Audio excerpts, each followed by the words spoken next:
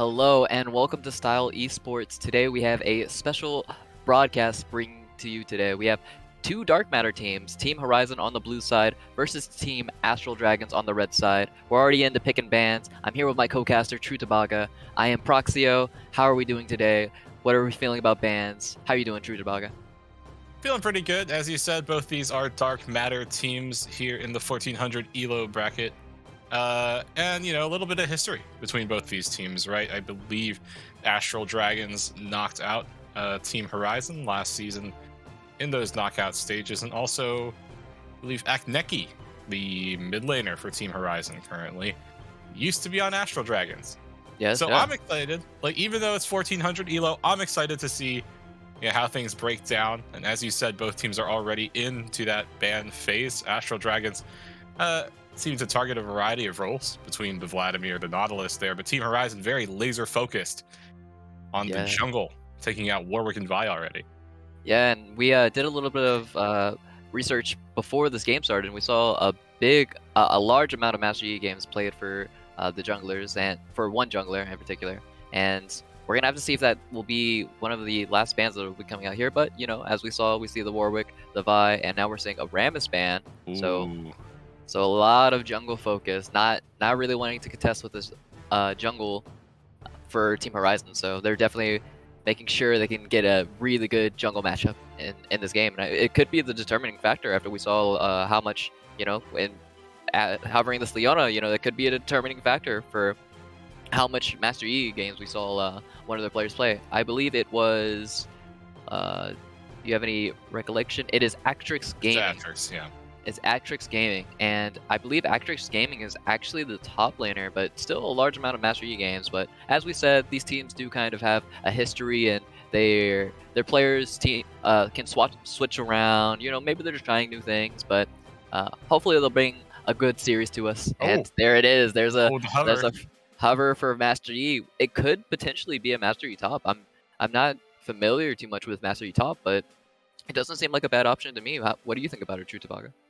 Well, okay, it got flexed away from it. Volibear is actually something that Atrix has been playing a fair bit for himself this season, also in the jungle, but obviously the pick can be flexed into top lane.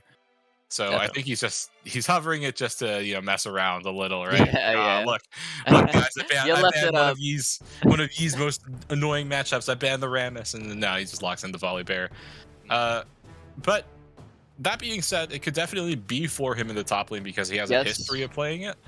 But it could also still be flexed over to the jungle. So you not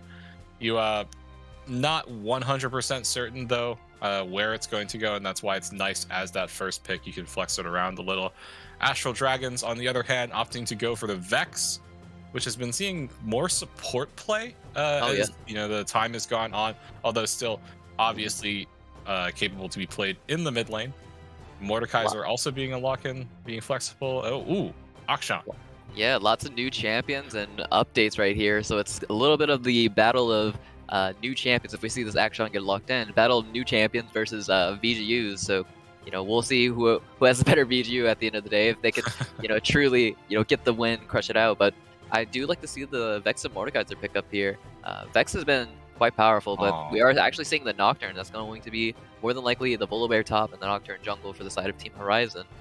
But yeah, again, talking about the Vex Mordekaiser pick, we actually saw yesterday a lot of really intense Mordekaiser top lane gameplay, and potentially that's can be an inspiration to the others. He's a very good solo fighting champion. He brings you to the realm, and you're just fighting him. You're in the arena, the gauntlet.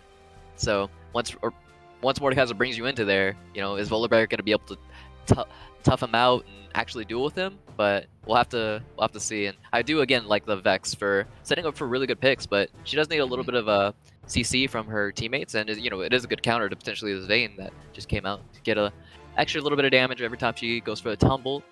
But very solid first three picks here. We're seeing the Vex, Mordekaiser, Twitch for Astral Dragons, and yeah, what do you think about this, True Tabago? Who's kind of leading in the draft phase right now? Well, I mean, I think one thing that's super interesting in terms of talking about how these drafts have gone so far is what Team Horizon have drafted them for themselves through the Volibear and the Nocturne, two champions that are super, super capable of looking for dives, right? With the Stormbringer turning off towers, paranoia, denying so much vision, and giving yourselves the ability to dive onto primary targets. So I generally think like, okay, you have Volibear, you have Nocturne. That means you want to get aggressive with the enemy top laner.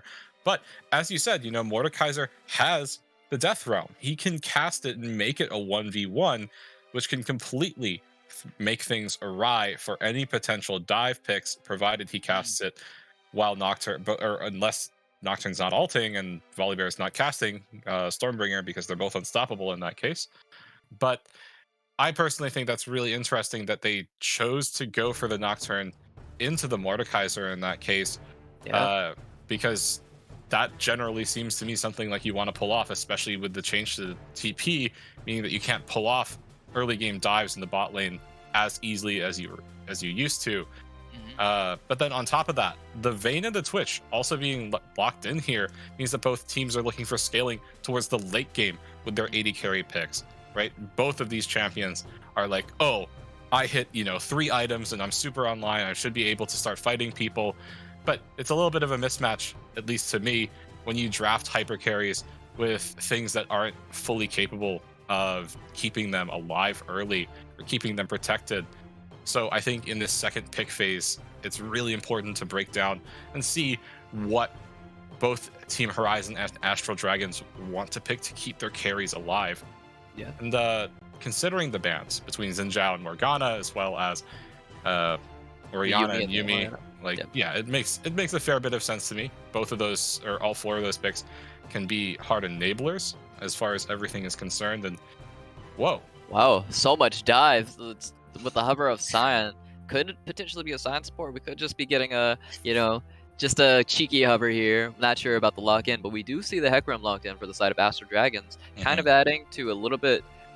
We do see actually Victor locked in for Team Horizon, but again for Astral Dragons, I think they have a much more like reserved composition. Actually, no, they have a bit of dive. They actually want to engage with Vex, Hecarim, and Twitch. They want to kind of go forward. I mean, I was looking at Team Horizon's comp and seeing the Volibear, Nocturne, and Vayne. Those are all they want to go in, push forward to try to get some damage off. Vayne has to get in there. Nocturne, Volibear, they have to get in there to do the damage. And there you go. There's a karma to actually provide Vayne some sort of sustain to get into there and not die as she goes in. So we'll have to see if they can really play these matchups uh, well enough to avoid death on this Vayne. Because yeah, again, I think that's a crucial element. The Vayne has to outplay as best she can to not die. But now that she has a karma on her side, it makes it a little bit easier to play around what Astral Dragons is bringing to the comp. And we're seeing the last pick Blitzcrank here, and yeah, both compositions are looking really solid.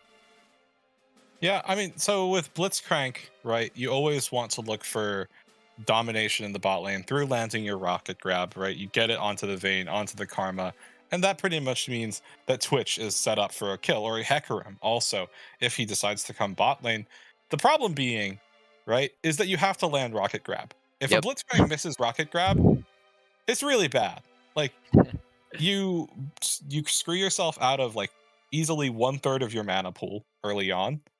um, you're quite possibly out of position, and now that means Vayne and Karma can just start walking up to you.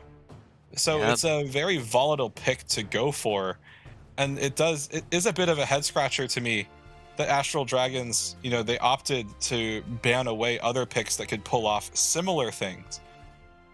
Particularly in that early phase, right? You see the Nautilus and the Leona bans there, and it's like, well, if you're going to go with Blitzcrank, why didn't you just opt for one of those instead? Yeah. Because now you've picked something that's a little bit more volatile. Yes, definitely. I think Nautilus or Leona are a little bit easier. They don't lose out as much if for Blitzcrank. Blitzcrank is Mhm. you gotta land the hook. It's so important and crucial. And he has some relatively Twitch slows can help out. Could follow up onto Hecarim after. Well, Hecarim actually doesn't have any sort of CC. He has just the knockback. You know, Has the fear on his ultimate. Yeah. he does have the fear on the ultimate, but that you're not trying to land a rocket grab off of that. Yeah, There are other options for Blitzcrank. He's not just a one and done champ. He doesn't have only one button on his entire keyboard. yeah. There's not just rocket grab. He does have the knock up to provide some type of utility, and he actually has the his ultimate deny shield, so that could potentially prove to be something useful against the Karma or the Victor, which both have shields on them. We don't count spell shield. It is a shield, but it's it's a different type of shield. It'll I knock mean, it like, out, but it would, yeah, not in the same way. not the same I, way. yeah, and you're also completely correct in regards to Blitzcrank Ultimate having the Shield Reeve, right? It also works against Immortal Shield Bow in the same way, which is an item that Vayne in particular relies heavily on. But as far as Blitzcrank is concerned, you have to be landing your hooks because there Definitely. is Still. there is a massive like power trough that Blitzcrank experiences after early game and into the mid game, because by mid game, even if you land a hook, that's not necessarily game ending. It's about when you're landing the hook, who you're landing it on, and where you're landing the hook. Like, are you positioned around a neutral objective, or can you actually get something after the kill?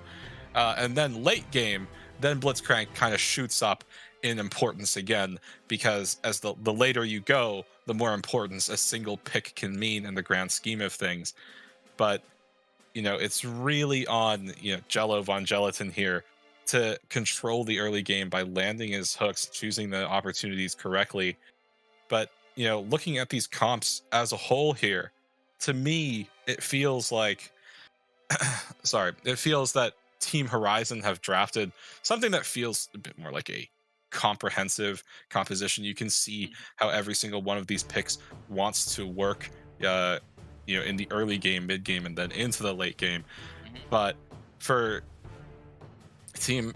for Astral Dragons here, it is a bit all over the place. You have a lot of champions that can do a wide variety of things, but it doesn't feel super cohesive. Mm. Well, we'll have to see if these Blitzcrank hooks can really get the priority targets and, get potentially to that late game and see if Jello Von Gelatin can really land these Blitzcrank hooks that are crucial and needed. But we're getting right into a spectator delay. We're going to be right back at you. Don't go anywhere.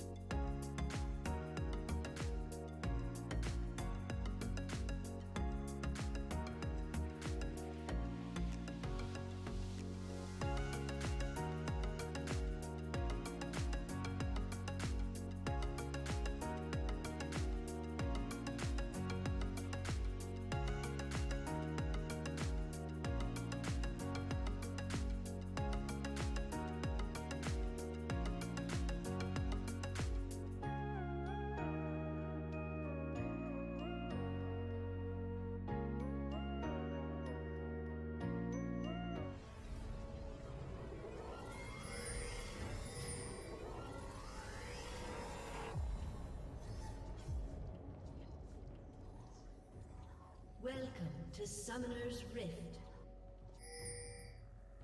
Hello. Oh, hello and welcome to Style Esports. We're Team Horizon versus Team Astral Dragons, and we're already getting into it. We got a deep invade going with this Blitzcrank, trying to get something done in the early game. I'm here with my co-caster, True Tabaga. I'm Proxio, and let's get into this Dark Matter versus series. Yeah, the Dark Matter Civil War indeed. And as you said, both of these teams already looking for forward moves. Looks like that. Sorry, looks like the Team Horizon, they did see Astral Dragons early invade, and they just decided, okay, let's walk away from it. Throw some wards down to see where they're going to walk through. Astral Dragons, they opted to throw down a ward on the red, but you also see the decision here from Team Horizon to sit inside the red jungle of Yeah, Astral and Dragons, they're which could coming lead in to a on few here. things. They haven't been spotted out by a ward. You can Yeah, but actually see in that Neki walking and behind. This could be a collapse. we have a Nocturne going in, trying to get them down, but Vex goes for the fear, and there's 3 members here, but Vex is just gonna have to run away. She's gonna have to burn their flash, but not a trade of kills here. Lots of low HP bars, but this is gonna be a good start for the side of Astral Dragons, getting a better start for their jungler, Hecarim, going ahead and starting up his blue buff into his Grom, but Nocturne, low HP, is going to have to go, sadly, into his blue buff with low HP and just really slowly clear out through his jungle. But you know, even Vex has lost out her flash and is potentially going to use her teleport here. No, she opts to just walk back to lane, and yeah, I think an advantage for Astral Dragons just happened in that play. An advantage certainly in the jungle. You can, as you can see, Ikamazi just going through, doing that full clear, but a complete loss in the mid lane, right? Because Pool of Lead walking back into lane now, still at 0 CS. You can see that Akneki is already cleared out the first wave, working on the second, which means that this Vex has to deal with a big minion wave and started Q, so should still be able to farm a little bit, but definitely not the best of times to be had. For the jungle matchup, just to elaborate more on that, Chrysark will be farming a bit slower, but he hasn't been denied anything actively. Kamazi just able to clear a bit faster than the Nocturne at the moment. So Yeah. overall, like, I think it's more devastating for Pool of Light here. As you can see, the Vex is just hitting level 2 now.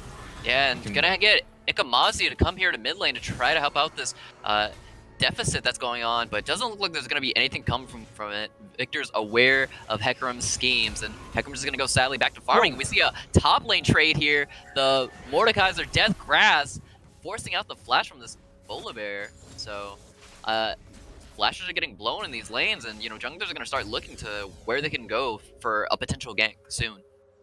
Yeah, Atrox chose to flash away from the Death's Grasp just because if he gets pulled back in there, and Mordekaiser's passive starts up, he gets shredded down, and, you know, probably gonna get better in his line to obliterated. flash early than have to flash late and potentially die. So I'd say decent flash, all things being considered, but he has to give up a fair bit off of it because looks like he's trying to debate whether or not he should TP back to lane or walk it, and he's just choosing to walk now. Opts for the Null Magic Mantle, does not want to get Death Grass and obliterated once again. So, you know, even with that early jungle deficit for Kaisar. Gank in the mid lane. Oh, we do have a gank in the mid lane for Ike Mazi coming into the mid lane, trying to get this trying to get this Victor down, but Victor's just gonna pop the gravity field, walk away. Ikamazi not really having the best of ganks there, and even putting a little bit of pressure back onto him, but has Akanaki stepped too far? We'll have to wait and see. We do see a Blitzcrank hook landing down in the bot lane, and we're back here in the mid lane. Ikamazi, can he chase him down? One more gravity field, he's popping the ghost, and Vex is on the other side, but he flashes away. Ikanagi does go down at the end of the day. Trapped between a rock and a hard place. Victor could not get out of there. Pushing too far forward a little bit, making a couple of mistakes, so they do pick up a kill onto Ikamazi. Hecarim's getting a bit stronger, getting closer to the level 6 power spike, and, you know, this top lane, we keep looking back here, and we're seeing the Nerd Max on this Mordekaiser just putting so much pressure onto this Volibear. Yeah, it's because, you know, because after he gets forced out of lane early, that means that Nerd Max there in the top lane, able to just completely have ownership of those lanes. Oh, but we might have a fight in the bot lane. I Sean believe we walks just have away. a shield and just a walk away. Not too much follow-up, as we mentioned. You know, you can't Twitch and Blitzcrank don't have that much synergy together. They can Mhm. only just put the cask on top of them and try to finish them off after that. But you know, Karma does prove to be very useful. We do see the Guardian in the bot lane, so Karma, you know, Karma and Vayne are big chilling down here. We actually, oh, we see a gank into the top side. Keysark is getting a very nice Nocturne timing onto this Mordekaiser with him pushing too far forward, but I want to go back to this bot lane and look at the CS deficit that is coming up from this Vayne. 15 CS to Twitch's 45 here. That is a Oh. massive deficit in the bot lane for AD carries. Yeah, I mean, as you said, Shankan has tanked up a few hooks, right, and has pretty much just walked out of them for no penalty whatsoever. But Percy Love seems to have serious difficulty dealing with how the wave just gets shoved into you, because Magi Carnage, he throws down the Venom Flask and it pushes the wave, you know, albeit slowly. And You Vayne say doesn't gank have. here Oh, mid. I'm not sure if anything's gonna come no. from this, but no, it's just gonna be the Nocturne just trying to look for something. But as you were saying about the bot, hold on, hold that thought. We see a early QSS on the Volibear. 6 minutes in, already ready for the Death Realm. So Yeah, I mean, Volibear is ready for the Death Realm. certainly. And see, like, although there is other hard CC that's cleansable, it's definitely for that death realm. You just don't want to sit in there, have your stats being stolen. And it also means that if there will be a dive here, that it means that the Nerd Max really doesn't want to ult onto the Volibear, just because he can just get out anyway, even if he ults him at the right time. So I think it's an interesting decision. Like, itemization wise, there's other things that Volibear can definitely benefit from early, but it does look like Atrix Gaming here has opted to go for that early QSS. Here in the mid lane, though, Akneki, he's just lasering Yeah. Pool of Lead down, and you can also see Pool of Lead getting lower in the mana pool, already out of those corrupting potion charges, and so is Akneki, but one of them is definitely having the better time of it. Also, look, We actually seeing at the Chaos CS. Storm come out here, so Akaneki, our Pool of Lead, is going to have to flash out, and Akaneki is just going to have to walk away once again from this Hecarim. He does have the Onslaught of Shadows, could look for the play, and does go for it. Procs the Phase Rush to get a little bit more damage, and finishes him off. Ikamazi takes down Akaneki, and the jungler Keysark tries to come in, tries to flash, help out his mid laner, but, you know, it's already too late, so he's just going to have to go off the play, and that's the advantage of Hecarim getting all that early farm. So he has this Onslaught of Shadows way before the Nocturne has this Paranoia, so, you know, Akaneki, or Ikamazi being there at just the right time. Yeah, I mean, Ikamazi definitely punishing Akneki. We do see there. a rocket grab into the rat-a-tat-tat-tat in the bot lane, getting a little bit of poke damage out, but Twitch is taking the turret. Our Karma does get low, and Vayne does have to pop the heal, so just a bit of a trade up down in the bottom lane, but no kills to come to fruition just yet. But rocket grabs are coming out really well, so Jellovon Gelatin, we had some worries about them landing some hooks, but they seem to be landing all the right hooks that they need to be landing in the spot lane. Yeah, it certainly has been landing hooks, but Sean still has flash available, so it's not the end of the world for the Karma. Although you do not want to continue tanking hooks up the lower you get. That would have been a great hook to land there, but they don't know Kaisark is here. Kaisark finally reveals himself, and we're gonna get a vision of the mid lane. It looks like they're just gonna be walking away, potentially contesting this dragon. We'll have to see if they look for the play, but back here in the top lane, we're about to see the Realm of Death go down. It's the top lane, Bramblefest. We do have the Lethal Temple coming out for the Volibear, so he's just swiped left, right, swipe, swipe, swipe.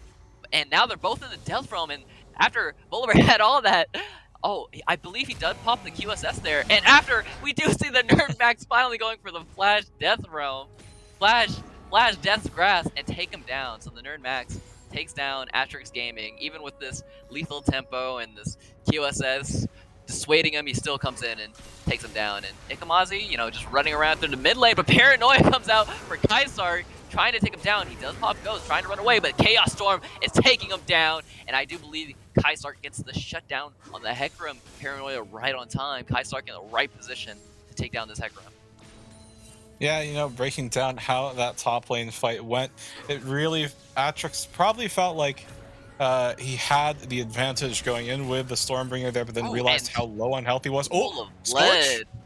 Just getting low enough, it doesn't go down. Akaneki had this potential Scorch proc and the Corrupting Pot going, but No, he does not actually have. Yeah, it was Swords a on his corrupting pot. runes. Yeah, it was So corrupting pot that was just doing the that corrupting pot. Not burn. enough damage. Imagine if If he he had had Scorch. Scorch, yeah, if he So had close. Scorch, that's probably the difference maker there. Um, but you know, everything being said and done, right? Top lane going well so far for Astral Dragons. Bot lane, in addition to that, also going well as Medjai Carnage continues to extend a pretty significant CS lead now. As you can see, it Yes. really feels like Sean and Percy have just been completely shoved up, but we have a gank in the top lane. And Kamazi going for the gank in the Ooh. top lane, trying to get Astra Scammings down, and the Death Grasp does land, but he's still running away. Volibear does have to pop the QSS to reduce the slow on Blue Smite there, so Astra Scamming, this QSS has saved his life about once or twice, actually. He only has one death, and we do see a look towards this dragon with Hecarim at the top side. Oh. The rocket grab goes wide, and now Jello Von Gelatin is gonna get super punished for it, or is he? He's not even down yet, and Twitch is red Oh my tat-tat-tatting, going through the entire team. Even if his skill shots don't hit, he has his team to back him up. Medjai Carnage goes ahead and gets a double kill, and Pool of Lead gets another kill, and they're gonna contest this dragon and take it for free. Yeah, I mean, you did see Jello Von Gelatin completely miss the rocket grab, and the potential punish of aggression between Sean, Percy, and Chrysarch did go in, but all that meant was that Medjai Carnage rather, just popped spray and pray and started autoing, started free hitting 3 different targets. They had no way of gap closing onto him because they had already burned flashes. And the Twitch just has a field day with what he was served up there. So, especially considering that Jello Von Gelatin doesn't die. Yeah. Oh no, Jello Von Gelatin actually did die at the end of that play.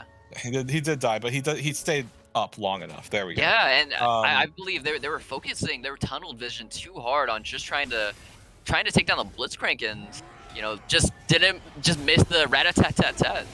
Gotta watch out for that. We see a Chaos Storm here in the mid lane. Pool of Lead getting lower and lower. Is he gonna go down to this? No, he doesn't. Akaneki is getting chased down here, but he has some backup. Paranoia's here, helps him get out of it. Gets the vision out, and Blitzcrank is blind, and he's shooting around. I'm not sure if that's Blitzcrank, because he's wearing the skin that doesn't kind of look like him. I don't know. I'm not sure who that guy is, but he's running around, and he's just shooting at a rocket grab, just hoping, praying he can grab somebody. Yeah, I mean, with Paranoia completely denying vision like that, Jello Von Gelatin assumed that they were continuing to follow on Ikamazi, but instead, Chrysarch and Akaneki at that time had opted to just walk away. They're like, okay, cool. Death Grasp land. QSS is way too early, but has to ult away just for safety. Oxford Gaming is just using resources and just to try to survive, but you know, every resource he uses is still giving the Nerd Max a lot of advantage. He's clearing wave after wave. He's getting stronger and stronger. This Mordekaiser is looking huge. So yeah, CS leads are really in the favor of Astral Dragons, with the exception of the mid lane. And that's also why I kind of stress that there are other things you can do in terms of itemization early for Volibear, because what you do by opting in and getting that QSS is, sure, you can get out of the death realm, sure, you can deny the slow from a chilling smite, but what does that mean? You can't actually stick around in lane because you'll just lose every single combat. The additional MR it gives you isn't enough for you to be competitive in combat with Mordekaiser. So even though Atrix got that QSS, it's a terrible decision itemization-wise, because you can't do much with it. You just stay alive. And that means that Nerd Max here has had a field day in this top lane, continuing to push, continuing to farm, and the Volibear is so behind at this point. Yeah, even though you have some item to keep you alive, you're still losing out on everything else. You know, you need those combat stats to actually, you know, affect him. You know, you're really just a punching bag for Mordekaiser at this point, is all he's looking at you at. We do see the mid lane go down here. We're getting the Rift Herald popped by Chrysarch. Chrysarch getting a bit of more objectives, looking more objectively at the game, trying to take some turrets, get some advantages, and you know, we do see Akaneki pushing up further in the mid lane. We have 3 members from Team Horizon trying to siege out mid lane, and you know, this Vayne is all down here alone. Let's see who makes the first decision here to really get something done, but it looks like Vayne's just gonna back off the play, mid lane's gonna back off the play, and Astral Dragons are going to come up with a turret trade, I would say. Yeah, it will be a turret trade, you know, mid for bot in the We grand do scheme of see things. that TP's coming out. Akaneki, Double Unleashed TP. Teleporter coming out. Medical Carnage, he's invisible, he's popping the rat-a-tat-tat-tat, but he's in the Gravity Well. He's taking some Chaos Storm damage. Here comes the Paranoia, trying to take down this Twitch. He gets out some damage, but it's not enough. And they do get the shutdown onto the Vayne. Percy Love, happy to pick up a kill. You know, got bullied off the turret, but can take down the Twitch. Feeling pretty happy about that. Yeah, it was a double TP, but the Nerd Max actually flashed forward and threw down the Death's Grasp to deny Atrix from getting down there to back up the rest of his teammates. So it ended up just being Akaneki coming through. They do get the shutdown on Twitch, as you said. Twitch still at a massive advantage over the Vayne here. You know, Percy Love. If you take a quick look at the gold, it's about 1.2k in favor of the Twitch, and you can see that's reflected by the fact that the Kraken Slayer is already in Magi Carnage's inventory. And you can also see that mirrored in a manner of speaking up in top lane, with the Nerd Max having a completed Riftmaker, as opposed to Atrix Gaming, who still doesn't have even a component item towards a mythic at this point, so it feels absolutely horrendous. Oh, and there's the power of the Death Realm. What's your QSS gonna do here, Atrix Gaming? Help you run around? He's obliterating your Karma, and your Karma's flashing in place. She doesn't know what to do. You're pressing R, he's pressing Death Grasp, and he's taking you down. That's the Nerd Max. Look at your QS. What's your 112 magic resist gonna do against that? Yeah, massive failure of decision making as far as Sean Can going up there is concerned. Yes, you want to be there to back up your top laner, but it's Mordekaiser, right? How many times has everyone seen Mordekaiser be like, "Oh, free support kill," because you see that squishy support walk up, throws them into the Death Realm, steals their base stats, and yes, they are much easier to kill now, especially considering a bit of the fail flash from Sean there, and that Nerd Max continuing to just to lay down a top lane rampage, going to a 2k gold advantage just for himself over his lane opponent. But the rest of his team already take that second dragon for themselves, and it will be the Chemtech Drake. And now it was a Hextech map, so you'll see those gates. Yeah, the Astral Dragons are feeling really happy with taking all these dragons. Flash. We do see Jello Von Gelatin feeling themselves, putting up the sad B, so close to trying to get the rocket grab, and we see Percy Love trying to run away from the Nerd Max. He's walking slowly at him. There is a collapse here coming in. Percy Love is going to have to blow the flash, but Ikamazi is here, pops the phase rush, tries to get a little bit more damage. We get the Onslaught of Shadows going down, but is he too far in? We have to wonder. We see Magi Carnage going for the flash, rat-a-tat-tat-tat, but they're too fast. Karma's here with the mantra. She's going to have to potentially sacrifice herself so the rest of her team can stay alive, but that's a sports code right there. You know, you make sure your team gets out, but you have to, unfortunately, give your life away. But, you know, still, Astral Dragons still have a huge advantage. They're going to be able to take the top side, all of the top side jungle. So Kaizark is looking like a really sad Nocturne right now, and they're going to keep getting advantages. Astral Dragons is looking really dominant in this first game. Yeah, Astral Dragons, they have the advantage, and they know it. Magi Carnage flashing over the wall to pop Spray and Pray to try to kill Percy Love. Unfortunately, the Vayne had already walked out a fair bit at that point. So, you know, stays completely safe. But what you do see reflected there is just the massive amount of confidence that the Dragons have. And you can, we get the opportunity to see, you know, more completed mythic itemization here for both teams. Jello Von Gelatin has the Even Shroud, makes a whole ton of sense, right? You hook that primary target, they take more damage. What I do find interesting is that Ikamazi still has yet to complete what, you know, should be a Divine Sunder despite having a gold lead. There it is. Yeah, just finished it. Just after that last Rift Herald play, they pick it up, and now he's going to be able to get this Divine Sunder online, and we do see Vex gearing towards a Crown of the Shattered Queen. We already see Victor having that item completed, but, you know, we have to, again, take a look at this top lane, and look how much Volibear has been denied his item. He only has a Sheen and just a garage sale of items so far, not really getting to his components, and we already see another item completion coming out for the side of the Nerd Max. Astral Dragons are looking stronger and stronger by the minute, and I'm not sure if Team Horizon can really crest that horizon and get past this. Yeah, I mean, the Mordekaiser is a complete menace, and there's really no one that can deal with how strong. Jellyvon Oh, that Gelatin hook. lands the rocket grab onto the Karma in the backline. She does get to pop the exhaust, but it's not enough. She's already down, and you know, Medjai Carnage is popping the rat-a-tat-tat-tat, putting out some zoning pressure, and they do have this Rift Arrow. Looks like they're gonna look for the siege here in the mid lane. And Jellyvon Gelatin, you know, we're getting into that mid-game phase where these hooks are getting real nasty, and we do see a Shadow Surge coming out from the pool of lead, but it does go wide, unfortunately. Yeah, but that does mean that, you know, the siege up here, they'll pop the Rift Herald. They won't kill the tower. All that being said and done. Sean Ken finally finished the first part of his support quest. It was taking a little bit, but he finally got it there. But kind of reflective of a bit of a too little, too late situation to be had for Karma there in the bot lane, or the support rather. I just feel so bad for Asterisk at this point. He's so far behind in the itemization. I want to look at Team Horizon. What is their advantages that they have in any of their lanes? Is anybody really standing out to you, True Tabaga, that they could do anything with on the side of Team Horizon? I mean, Akneki is very, very much comfortable, right? Mm-hmm. Even though he had 2 early deaths, almost 100 CS over his laning opponent, when you factor in the amount of ganks that he had thrown at him. Mm-hmm. Because it wasn't just those 2 deaths, right? You saw Ikamazi show up in mid lane several times to try to pressure Akneki away, but the Victor has just been continuously and steadily farming, much to his benefit. And yeah, there it is. Finished Flame Horizon.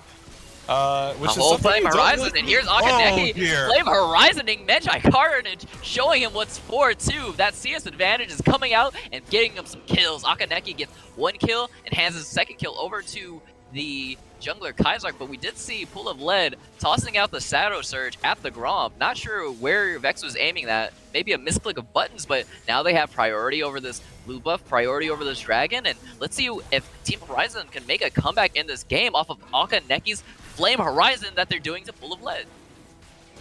Yeah, I mean, the Victor is very, very well farmed up, right? In a similar way to how strong that Nerd Max does is. get ulted by the Nerd Max, well. But we have Ikamazi. He's out here all alone, doesn't have the Mordekaiser. He's in the Death Realm. Death Realm's going to be soon ending. Now, here comes the Nerd Max. He's out of the Death Realm, but Akneki is still alive, and Percy Love is going forward, trying to finish off this Vex, and Akneki survives the Death Realm, utilizes that CS advantage, and Akneki is looking like the true carry. He's going to put them on their back, but Rat-a-tat-tat-tat is here. Medjai Carnage is here for revenge. Cleans up 2 kills, gets Percy Love, gets Akneki. Can he get the 3rd? He goes for the flash. We do see the Hex coming in for Jellyvon Gelatin, but Medjai Carnage is going to take him down, actually dissuading Sean Khan from getting away there. So, you know, Medjai Carnage coming up big. They do get the Hextech Dragon, but you know, Medjai Carnage cleans up a whole bunch of kills, and that was huge for the side of Astral Dragons because Horizon was just getting a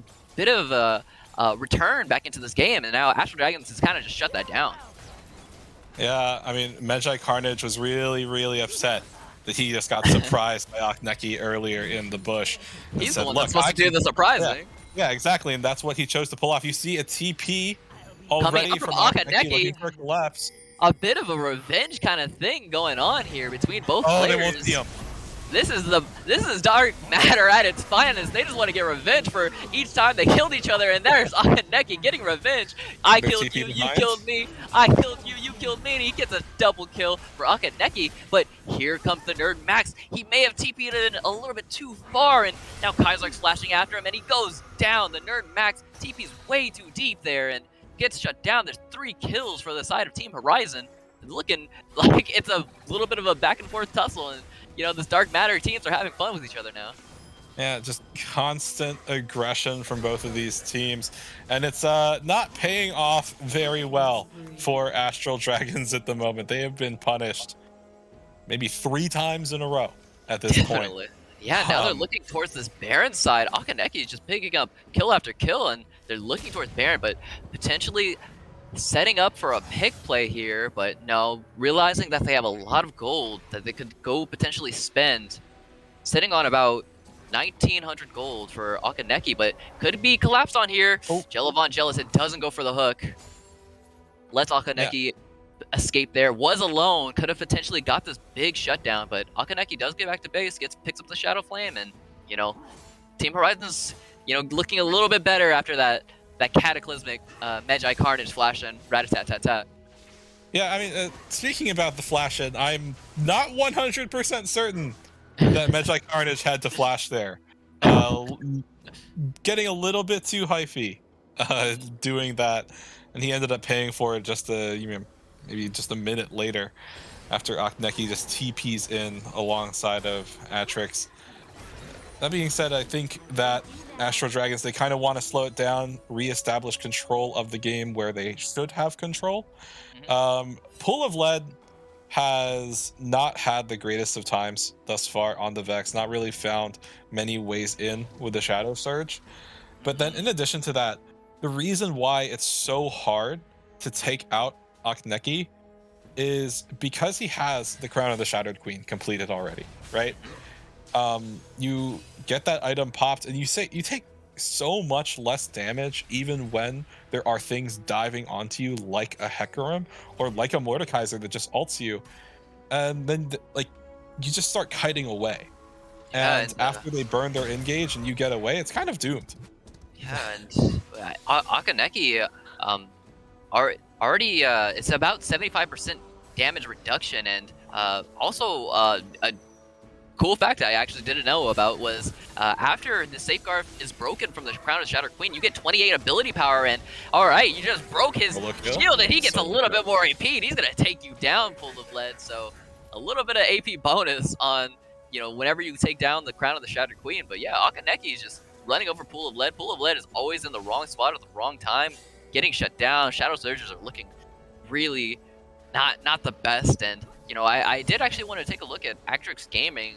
Kind of hasn't been able to really impact these last fights, and it just has been doing a lot of side lane trying to get back into this game, and has the Divine Sunder complete finally, looking towards the Wits End. And you know, we do see Astral Dragons posturing around this Hextech Dragon that's going to be spawning in 30 seconds, and we have Ikamazi going for the play onto Shankan. Shankan's going to pop the flash away, but Rat-a-tat-tat-tat is popped, and Shankan's just running away, but he's running towards his base, towards the enemy's base, and Shankan pops the exhaust, trying to pop some more stuff, but nope, just pops the ghost, and Ikamazi is going to take him down, potentially. Shankan on the wild escape, running to his top laner. He's actually going to get out. Shankan, does he have another mantra to get out of here? Inspire, but Ikamazi's done with it. Pops the Onslaught of Shadows, takes him down. No contest for the Dragon. I'm just going to go run your support down, get these wards out of here. And Ikamazi was just done with Shankan running away from him.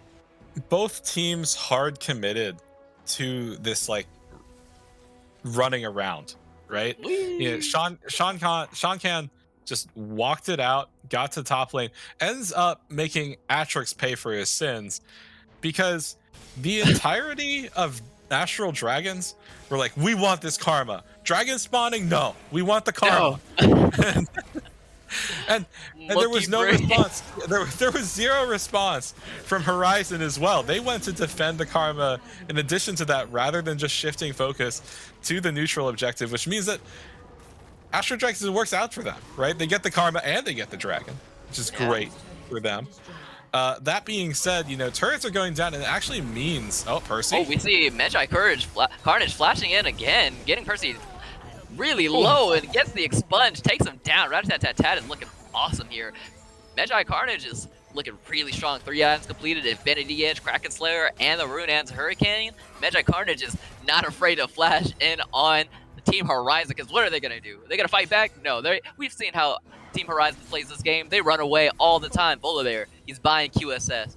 Shankan, flashing and running away. Percy Love getting ran down. Akaneki and Chrysark are the only options Team Horizon have looked kind of like they want to do something in this game, and it's looking very sad for... Oh, and we see Actrix Gaming just walking back into the hook. He's getting routed and surrounded. We do see the Paranoia going out to Magi Carnage, so he's going to go down. Akaneki's here for the play. Can he land a big Chaos Storm? He's got Chaos Storm going down to Pool of Lead. He's got it going down onto a bunch of members. Team Horizon is coming back off the back of Kaizark, and Akaneki making a huge play. Triple kill for Akaneki. Yeah, overcommitment for Atrix there. They burned so many resources on it, on killing the Volibear, that they had pretty much zero response when Akneki TPs in and absolutely one-shots Medjai Carnage. Yes, you are a three item Twitch, but that is a Victor with a borderline full penetration build. He will one-shot you. Does not matter what part of the game it is. If Victor can just get onto you and destroy you like that. So really just complete miscoordination on the Yeah, part of Astral Dragons there to overcommit for the wrong target. And the gold lead has actually just completely slipped away from them, right? Earlier it was looking really, really close, but now it is Team Horizon that are establishing a gold lead for themselves, although it's really mainly through Akneki being so dominant with this Victor. yeah, and we'll have to see if Akaneki can really put the team on his back and try to carry this game out. But, you know, that's a lot of effort just for one player to try to do. So, you know, we'll have to see if Team Horizon, the rest of Team Horizon, can step up and really support this carry that they have on their team. But, you know, Astral Dragons, they're still looking really good and really strong, and they're sitting in the bush waiting for the late game 31-minute Blitzcrank Rocket Gap onto Shotgun, but Shotgun doesn't even go down off of the play. He gets to run away, and we see Nerdmax popping the realm of death onto Percy Love. Percy Love, what are you gonna do? You're gonna go down, and we do see another rocket grab coming out onto this Nocturne, but Nocturne's getting away. Akaneki's getting ran down, but he's out. The Onslaught of Shadows doesn't hit the fear, and we have the Paranoia going down, but Rat-a-tat-tat-tat doesn't care about no Paranoia. Twitch already has his eyes closed. He's shooting, and he's spraying, he's praying, and he's getting 2 kills off of it. Yeah, I mean, at that point, when the fight starts off so poorly, Sean Can just completely getting caught out there. We see another Rocky grab onto dear. Akaneki, but Akaneki, a little bit tanky, has the Crown of the Shattered Queen, is enough, and he's actually going to get some damage here. Karma's here to support him. He's going to get some damage, and he's going to take down his creation, take down the Vex 2. They do get the Baron on the side of Astral Dragons, but Akaneki gets 2 for it. Yeah, that was just a bit of bad decision making between Pool of Lead and Jello Von Gelatin. Yes, you know that the Victor is still a threat, but it's only Victor and Karma who are still up. You have control of the vision around the area. You do not need to sit in the bush and kill the Victor who is very, very, very likely to kill you unless you dogpile on him. And that's exactly what happened. Akneki dodged away, and then he started killing them. The rest of the team is still doing the Baron, so they just gave over 2 free kills to the Victor, who's already so scary, you know, working towards his last item in this game at 33 minutes. Yes, and we are seeing some late game scaling. We are 31 minutes into this game, so, you know, Vayne is kind of getting to some item breakpoints, but Twitch is so far ahead. Already has the Lord Dominant Regards completed with all the rest of those huge crit items, so Twitch is far ahead of this Vayne, and it is already hitting that late game phase. We're seeing a TP come out here for the side of Atrix Gaming. They're all sitting in this bush. Team Horizon is looking for the play. They could mess this up and get rocket grabbed if Jello Von Gelatin is aware of it, but we don't know. Here comes the fight. We do see the Gravity Well going down. Chaos Storm, we're looking at it. See if Chaos Storm can get a lot of damage. He's going on to Medical Carnage. Akaneki's going to take 2 down, but the rest of his team's already gone, and Akaneki is not here for it. If his team's already gone, what is he going to be able to do? His rest of his team gets wiped out there. Just the AoE of Astral Dragons coming in, and they're going to be able to pick up their Hextech Soul at the end of this game. Yeah, I mean, that fight does mean that they get the Hextech Soul. Indeed, opens up the Elder Dragon to spawn in the next 6 minutes. But to break down that fight, something that I really feel incumbent to call out there, Sean Can going for Mantra Q in this situation is not a great idea. Your Mantra Q is not going to do.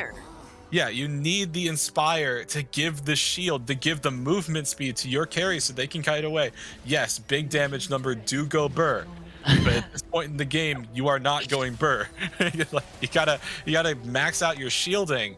And I think that's actually something that's so vital. Like, keep your carries alive, make sure the shutdowns don't go through. But unfortunately, that's not what happened. They tried to dogpile onto Medjai Carnage, but at that point, when Medjai Carnage goes down, it's pretty much just Akneki who's still alive in that dragon fight. He has no one else to defend him, gets rocket grabbed into the rest of the team. That's your gap close for the rest of the Dragons, and they completely consume that victor. They get the shutdown, although you can still see Akneke. Akneke still has a 450 gold shutdown Yeah, to it his didn't go name there. down. Oh, I know he did go down It at the end did. of that play, but Yeah, you know, sitting in but a bush, they're just waiting for the cheese bush strats, and it might just pay oh off. They have the dear. gravity field right onto the second run, but he's too fast. He's just gonna run out of there, pops the phase rush once again, goes out. He is very, very low, but Nerdy Max has to pop the Realm of Death, has to 1v1 Patrick's gaming, but he's gonna go down right after he Oh, the flank! the Shadow Shirts comes out, and it does go wide in the second part of it, but Magic Carnage is here. Akadeki is still alive. We do see the Paranoia trying to get a little bit of vision dissuasion out here, and they're not going to push too far forward, but they do pick up some kills on the side of Astral Dragon, so relatively a decent play. And, you know, we have to mention this XX Cole is getting a little bit of value out of these last couple of fights. Yeah, especially when you have a carry that loves to auto attack. Akadeki's sitting in the bush, oh, but no. he's going to get pulled over here. He's going to be able to take down the Hecarim, but it's going to go down. He can only just try to sit there out of vision, but it's not enough. The rest of his... He's trying to go for a hero play, right? Like, trying to be. He has that death cap completed, so he's still going to be completely capable of one-shotting Medjai Carnage, but you cannot 1v4 in a situation like this. It's too dangerous, especially when you are your team's primary source of wave clear with these late game. And we're seeing Chillabon getting more and more hooks.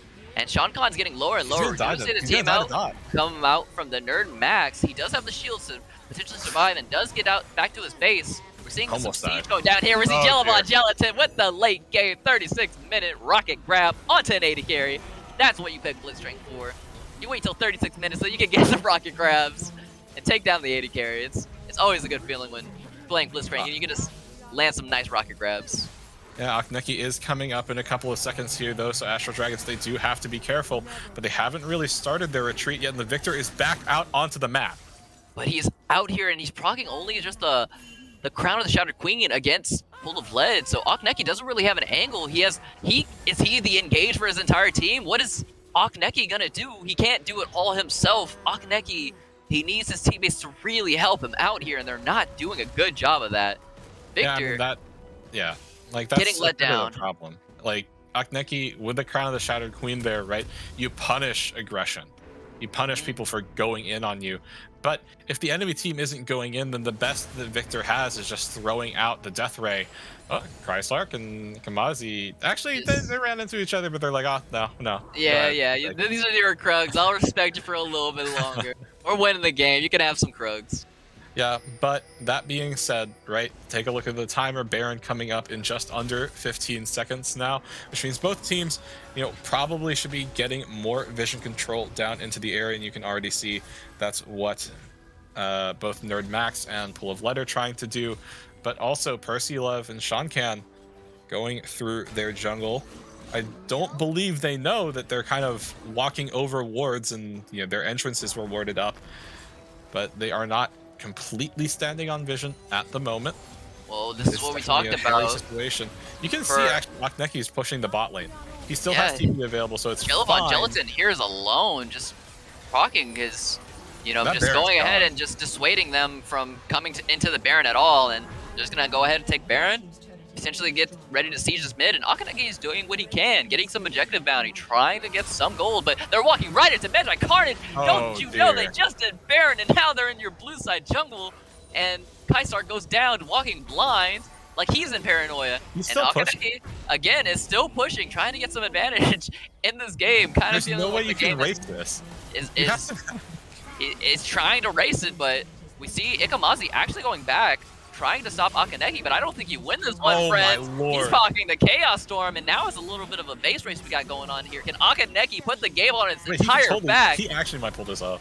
And no, we see that rocket grab coming out. It's got to lock down Sean Khan. Now Percy Love trying to get some damage out here, and they're just trying to delay some time, and we have a little bit of a base race here, but Akneki does have to get through Pool of Lead, but he can't, and Medjai Carnage is here. The 80 carry, he's doing so much damage. He's just taking down the Nexus. Akaneki's finally teleporting back. Is he going to be able to get the teleport off before he stops it? Oh, and the minions, the Baron minions are going to be able to take down the base. And that leaves us with the Astral Dragons getting game one done and dusted. Yeah, Astro Dragons, they do pick up the win there. Akneki doing his best to Doing his create a damnedest, potential man. Akaneki was trying winning so situation. hard.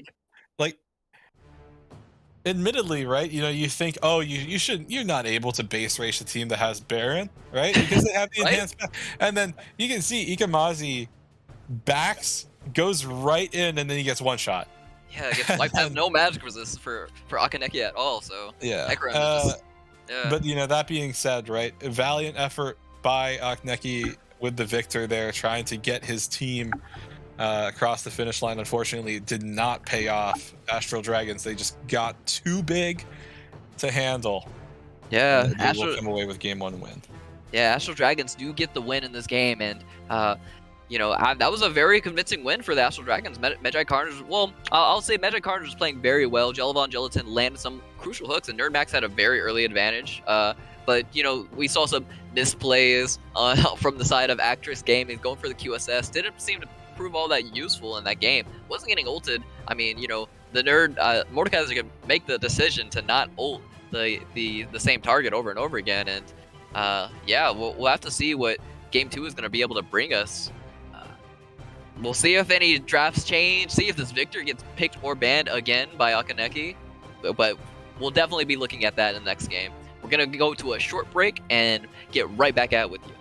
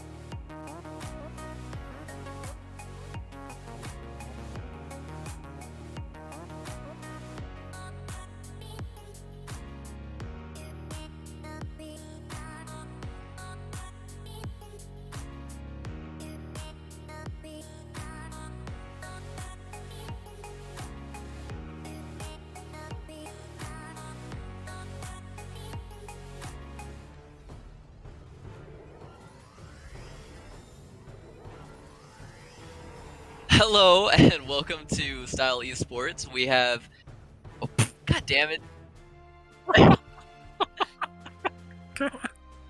All right, hello and welcome back to Style Esports. We have game number 2 of Horizon versus Team Astral Dragons. It's a Dark Matter matchup. We're having a little bit of a silly thing here on the production side, but that game 1 was quite a little bit of fun to watch. Akaneki was trying to put the team on his back, and we should also mention that Astral Dragons has had to switch out for mid laners. They've swapped out Full of Lead from the mid laner, the Vex from last game, for a new mid laner. Misty is now playing mid lane for the Astral Dragons.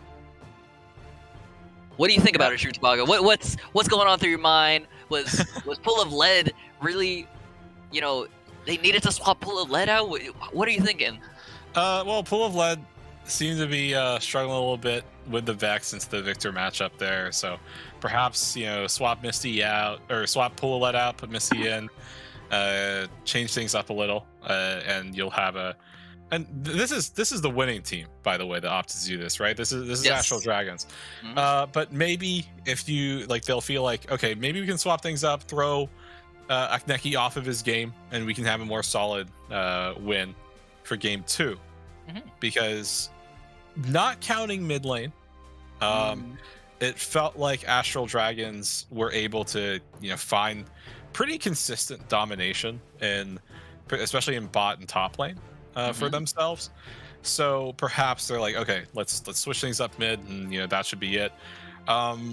Horizon, on the other hand, they kind of need to focus up a little, right? They got to take their breather after game 1. Yes. Akaneki was a beacon of hope for Beacon of them, light. trying to base race, and he almost pulled it off. Everything being considered, actually almost did it, but he wasn't able to, make that dream a reality. Unfortunate, but we are here into draft for game 2. Yeah, look at these bans that we're already seeing. Last game we saw Team Horizon ban a bunch of junglers, but now they've realized that they don't want to build QSS in the top lane, and they're gonna ban out the Mordekaiser for the Nord Max. And we do see the side of Astral Dragons very much respecting Akaneki's Victor from that last game, going ahead and actually targeting more mid lane bans. They did ban Victor in the last ban phase, or Vladimir, and now they're banning Victor after that last game. And the bans are switching up a little bit here. We're seeing champions that were in last game get a ban for this game, but that does give Astral Dragons actually some priority picks. Like they didn't ban their Vi or the Rammus, so if Astral Dragons is looking for that, and Ikamazi had a pretty alright performance on Hecarim, did have that early game start that was a bit advantageous for them. So, Ikamazi is a little bit more open to potentially carrying this game for the Astral Dragon. Yeah, absolutely. Ikamazi did pretty well for himself on the Hecarim in the previous game. As far as response bans go, I think all of these kind of make sense, right? You don't want the Mordekaiser to be a complete menace. You want to make sure the Blitzcrank isn't there again. And I also like this move from Horizon, right? You draft the Thresh for yourself. Thresh offers both a degree of engage through Death Sentence, but also with the Lantern, it means you can keep a carry safe if they get caught out of position, or it can be like a follow-up engage tool. So I like, Thresh is one of those do everything supports. Yep, the generalist of all generalists right there. Yeah, so I think that's a relatively good response to potential aggression. Oh, was that an auto pick? I don't believe so. I believe this is a Zed locked in. It could potentially be going to Misty or Ikamazi. Zed jungle is a thing right now. So Astral Dragons switching it up and going for an assassin. They played that Twitch like an assassin in the last game, but putting the Zed on, trying to get in is a very early Zed pick here. So we'll have to see if Horizon can react appropriately. And yep, that's Ikamazi. Vi is not banned. Gonna lock it in. Very confident on this Vi. Ikamazi is very happy about, they didn't ban it. Time for me to pick it. Yeah, and in addition to that, what does this say, right? You have a Zed pick, you have a Vi pick. That means it's we're going to choose a target and we're going to solo them out and kill them as fast as possible. So yeah, definitely, at least in my mind, they're we're looking at you. Yeah, some mysterious mid laner that, yeah. Yeah. That being said, Horizon hovering the Ash, they do lock it in. Nice degree of utility, but also a little bit of engage. You know, Enchanted Crystal Yeah. Arrow can be really, really important. The only problem with that is like Lantern also doesn't keep anyone safe from Vi Ultimate, right? No, she get chased down. Um, Cease and desist is coming at you no matter what. yeah, like she'll lock onto you and then she'll slam you into the ground and finish you off. Hmm. So very. Ooh, wait, Oh, I believe we do Horizon not get to see not what the locked in. third pick is here for the side of Horizon, but we should get that to you guys here soon. We do know that that is Volibear going Okay. potentially back into the top lane. Actrix Gaming did have a bit of a fluke, but I mean, you know, if Mordekaiser's banned, maybe Actrix Gaming is, you know, not QSS bound this time. So Actrix Gaming once ahead going with that Volibear into the top side. And, you know, they actually have a bit more of a proactive side from Oh, Horizon. okay. And, you know, Astro Dragons is matching them pound for pound, going for engage on their side too. Leona, Vi, Zed, that's some R's that really want to get pressed on some champions there. So Horizon is going to be a clash of, you know, dark matter just coming right at each other. So yeah, both teams are going to be very much playing very aggressively towards each other. Yeah, absolutely. I mean, like, when you think about what both of these teams are trying to pull off right now, especially when you consider like Thresh Ash versus Zed Vi Leona, Zed Vi Leona has so much direct engage potential. And oh, look at that. Astro Dragon's banning away Azir, a champion that could push them away after they engage. Wonder why they did that. Yeah, they But- hovered it a little bit earlier too, and it may have gave it away to that they were considering picking Azir, and now maybe it's it was a now it's bait. banned. You Yeah, never maybe know. it was a bait. Who knows? Who knows what Akaneki is gonna bust out in this game? I'm gonna do a little bit of research and see what Akaneki might play in this game. I mean, as Lots far of as options. as far as mid lane picks are concerned, if Akdeki can play, you know, at anything as well as he played the Victor, he should probably be comfortable in a lot of matchups. Dragons continuing to make sure that not all the same tools are available to Horizon, banning away the Nocturne, making Yeah, sure that Paranoia isn't there. Taking away Magi Carnage's Twitch, that was flashing forward. Got a lot of kills that game. Was huge. Had 4 items at a relatively good time and was pumping out a lot of damage with the spray and pray and rat-a-tat-tat-tat. Now looking a little bit at what Magi Carnage can do in the spot lane, banning out some, you know, synergistic champions with Leona. You know, the sun and the cheese, cheese rat is a favorite combo of mine, Leona Twitch. But now that's banned out, and Caitlyn Leona could have been also an option, but we're gonna see what Magi Carnage is looking at here to pair with the Leona in the bot lane. They already know their matchup against the Ashe Thresh, so it looks like they have picked Jax here, I believe. But we're getting confirmation of that on our production side. Yeah, it is. So they have Volibear still in the mid lane, and they just now picked Jax for Astral Dragons. So that's going to be a top lane Jax for the side of Astral Dragons. And now for the next pick for Horizon, looking at a Akali here Ooh. on They locked it in. Akaneki. Akaneki potentially playing this Akali. It's going to be Ninja versus Ninja in the mid lane. Zed versus Akali. How about an exciting matchup? Very skill dependent. And we Yeah, saw how much Assassin. skill Akaneki had in that last game. Yeah, Assassin versus Assassin, always hyped to see because it means there's going to be a lot of action, or at least there should be. But Horizon also rounds out their draft by going Trundle. So that pretty much just means Trundle is going to be there to throw down Subjugate on Leona and make sure that like your tank line is not very much of a tank line. You could also pop it on Jax while he's in his own ult, because that does give Jax bonus armor and MR, so it's not terrible decision to ult either of them. Dragons, they instead choose to opt out, or they also choose to round out their composition with the Kai'Sa Leona Kai'Sa, also a very classic combo. Likes. Yep, okay. go ahead. No, I was gonna say- I'll Jesus. take over. Yeah, I wanted to mention this Trundle, and you know, Trundle has the chomp to nerf the AD of Astral Dragons, and you know, we're kind of looking at a full physical damage composition here. Kai'Sa does have an AP build that is floating around, and that is more than likely what we'll be seeing on the side of Astral Dragons. And Jax does do a fair amount of magic damage, but Trundle's relatively happy, you know, chomping on the Vi. It's going to be decent assisting into your back line, chopping on the Zed, trying to nerf a little bit of that AED. And, you know, Jax is a little bit of a difficult matchup, but I believe this will be a Trundle jungle and a Volibear top lane. We don't have confirmation of that just yet, but we'll see what they decide for last game. You know, we did see Atrix Gaming play the Volibear last game, so it could be heavily assumed. But yeah, rounding out again Astral Dragons comp with the Kaisa Leona and Jax pick. What do you think about it, True Tabaga?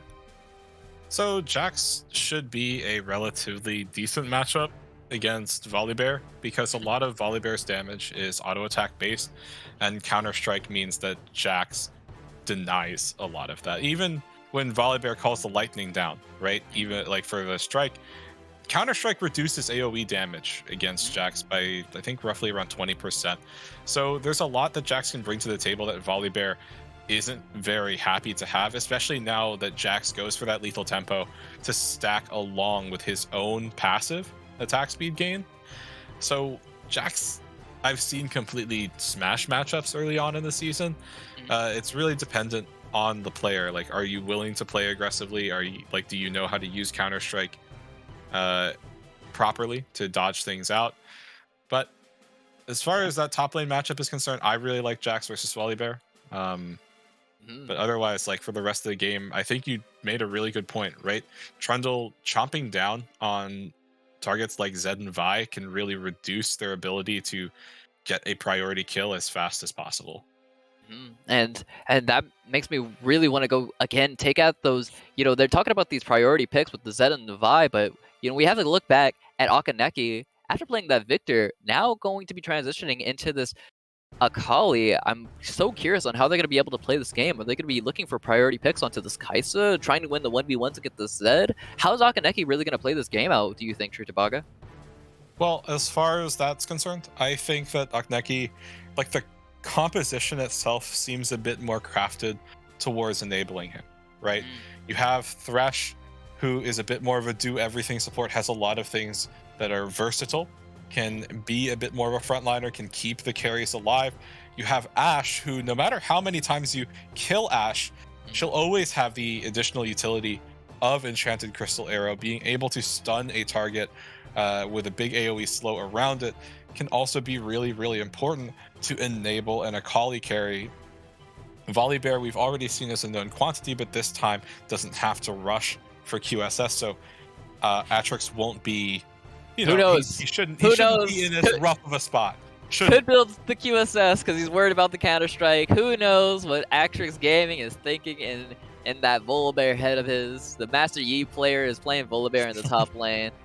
So, but does play a bit of Volibear. Should also listen to that. That Atrix Gaming is a bit of a Volibear player, but just an unfortunate last game matchup with the Mordekaiser. In the jungle, that's the difference, right? You know, like obviously Volibear's going to play like Volibear no matter what you do, but you know, playing like being a top laner is not the same thing as being a jungler. But the last thing that I think is really, really important for Horizon, if they want to win this game, it's a bit twofold, right? Akaneki has to have as stellar of a game that he did early on last game, which it means you get a significant amount of farm. You also absorb a lot of pressure. But the other side of that is that the rest of your team should not be bleeding as hard as they did in the previous one. Yes. So if Horizon's top and bottom lanes can really just shore up their deficits from the previous game, they're in a much better position to enable Akaneki to do what he wants to do. On the other side for Dragons, it's kill Akaneki. That's what this comp is designed to do. Every single one of them can dive onto one person. Yep, and they're gonna go for it. And they have good options, you know. Vi's R does grant True Vision for Akaneki if they're trying to go into the Shroud, so that's one option. They have the Leona to potentially lock down Akaneki from utilizing all those ridiculous Akali dashes that she has. Kaisa, I believe, could find an option to try to, you know, snipe her out, throw some W's her way. But, you know, we should, again, mention that this is a full physical damage champion composition for the side of Astral Dragon, so we'll have to see if Medjay Carnage can go to a different build. Did go the AD Twitch last game. There is an AP Twitch version available to him, but I believe they actually had a full physical damage composition last game. No, besides no, they did not have a full damage composition. They had Vex and Mordecai. So I apologize for that. But yeah, full amount of physical damage unless Kaisa builds magic. And Trundle and I mean, Akali would not mind building a Zonia's here. Trundle doesn't mind getting a Frozen Heart or some more armor stacking kind of items. Volibear's happy with building the opposite of a QSS, whatever that is. That's physical damage reduction. I would say it would probably be a Warden's Mail. So, hopefully we'll see some stacking of some armor in this game. But yeah, Chutabaga, any thoughts before we go to break? Yeah, I mean, I think we've covered a lot of what both of these teams want to do in like the grand scheme of things. But to talk about what's really, really vital here, especially for Horizon after that previous game, the bot lane is the one lane that we haven't discussed. Oh, and yes. it's Ashe Thresh versus Kai'Sa Leona, right? These are two bot lanes that, you're liable to see pretty much any time of the year. But the thing that is such an important distinguishing factor in this bottom lane, for me at least, is Shankan on this Thresh. How are you going to play with your Flay? Because Thresh can completely stop Zenith Blade. Yes. Totally capable of doing that and stuffing Leona's early game engage power. And if you can stop that, then you can, really, really make sure that the bot lane for Horizon, for Horizon stays safe, but also for Dragons, they don't really get going, right? Because if Leona can't get in, that means Kaisa can't start snowballing, and that's really, really important for Horizon. For Dragons, you want to get in, right? You need to make sure that you find a nice engage, like probably not onto Thresh. It really depends on where that Flay is coming from, but just punish as much as possible. Yeah, we'll see if we'll see if Horizon. Yeah, we'll see if Horizon can really put together some skill and try to get this win back into Astral Dragons, or if Astral Dragons can just knock them down and take us to a 2-game victory. We'll have to wait and see. We're going to head to a quick break, but we'll be right back with you very soon. Don't go anywhere.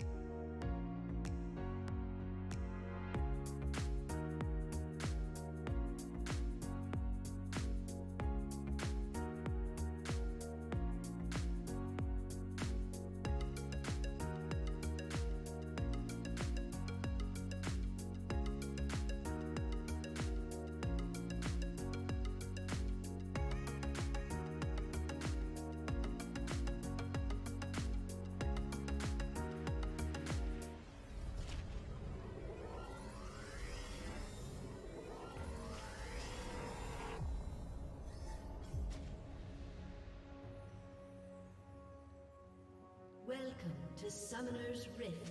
Hello and welcome to Summoner's Rift. We have a style esports game here for you guys. Dark Matter teams going against each other. We have Horizon on the blue side and the Astro Dragons getting their game victory from getting a last game victory. And now they're in their second game. And that's how we're starting this cast. And we have a lot of awesome skins coming to you, lots of awesome drafts. I'm here with my co-caster, True Tavaga. We're having a good time. And yeah, we're seeing some, invades, a little bit of difference. I really like the skins they picked for Astral Dragons this game. So yeah, looking forward as to you this said, game. Astro Dragons looking pretty fly, right? They're flexing their I guess event dedication, because that's how you're getting a lot of those prestige skins there. I do like the white aesthetic that they've got going there, as you said, but their invade did get spotted out.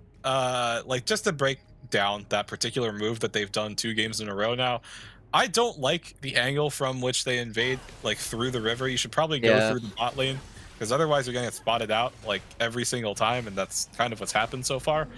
Otherwise, since we're here in the early game and nothing spicy has happened, talk about some rune changes, right? Atrix in the previous game went for lethal tempo on the volley bear. Instead, this time has the press the attack, something a bit more standard that you see on volley. Otherwise, Sean Can going for something that it's a bit antiquated. Right, Yes. Guardian got nerfed a little bit. Ooh, that's a hook. Can land hooks even if you got Guardian, so I would like to see the Glacial Augment. That could have been a either trade. Glacial or Aftershock. Yeah. I think are still fine. Like Aftershock, if you really do want to go a Resolve Keystone, but Glacial also really darn good. Medjai and Jello hit an early level 2 here. That's nice. Forced Taking them advantage away. of it. They're gonna pull them in a little bit into turret, but there's the power of Guardian, making them take a little bit less on that trade. And actually, just noticed down there, Percy Love and Sean Khan are actually rocking the High Noon skins together. So a little bit of synergy on their side too. So gotta notice it where you see it. Yeah, respect. You can also see Atrix once again. He also has a prestige skin. A lot of prestige in this game. There is a lot on the line. Lots of flex right here. Lots of money being. These are both Dark Matter teams, right? Yeah. It's all about the prestige. Who They're wins, what makes who's better. Right. That's what makes League of Legends free to play. Thank you guys. Appreciate you. Yeah, the dedication and the money. Ooh, we see Jellovon Gelatin getting an engage here. Looking really good. She's looking really good, but she gets too far under the turret. And actually, we're seeing Medjai Courage flashing forward. Nothing new. Akaneki and Misty are taking a 1v1 in the mid lane. Misty's looking like they're going to win. Misty's a new trade-in, and it's looking like they're getting win with it. They got Trundle flashing in. The play is real good by Sean Khan, stopping the Vault Breaker from Vi, and they pick up a double kill in this bot lane. We got an explosive start for Horizon, getting lots of victories along the side of the map, except for Akaneki, unfortunately losing out on that 1v1. Yeah, a little bit of a topsy-turvy world, right? Akaneki gets solo killed there in the mid lane by Misty, who is in Overpool of Lead from the previous game. But here in the bot lane, Jellovon Gelatin found a nice Zenith Blade as an engage, but unfortunately for her, just got flayed under the turret and then got hooked back in, took 2 turret shots. Yeah, damn. And then ended up dying, giving over a kill. But then in addition to that, Krysark also came down into the bot lane, backed up Percy Love and Sean Can, and that meant that it was a 3-for-0 as far as the bot lane fight is concerned. That is a massive advantage to give over to the Ashen Thresh, but also huge morale booster, especially after that last game. So I bet you that they all feel really good about themselves from that previous game now. Yeah, and you were talking earlier about how Sean Khan's flays could really impact this laning phase, and we just saw a great flay from Sean Khan onto Ikamazi's Vault Breaker, and hopefully we'll see more of those flays come out. And yeah, again, you mentioned the Zenith Blade flays, and Sean Khan's looking really good, and these flays are gonna put some damage on and put some hurt. We actually see a gank coming out from Krysark, but Zed is very elusive, but he goes back in, flips and dips, and here comes Akaneki, flipping and dipping right into a big-ass punch. Gets punched right in the mouth. Akaneki is not having the same game as before. Misty is a new trade-in, and they're looking really good on the Zed. Misty looking pretty clean, right? Snaps back to the shadow. And then, right when Akaneki takes the shuriken flip in, Ikamazi's there for the layup, right? Fist to the Yep. face, Bop, bop. and you send the Akali back to the fountain. Solid lead for Misty now at this point. Already 2 kills in the pocket. But Yeah, we you did don't want to see see that this. for sure. We did see this a bit in the previous game, right? Akneki got a lot of attention.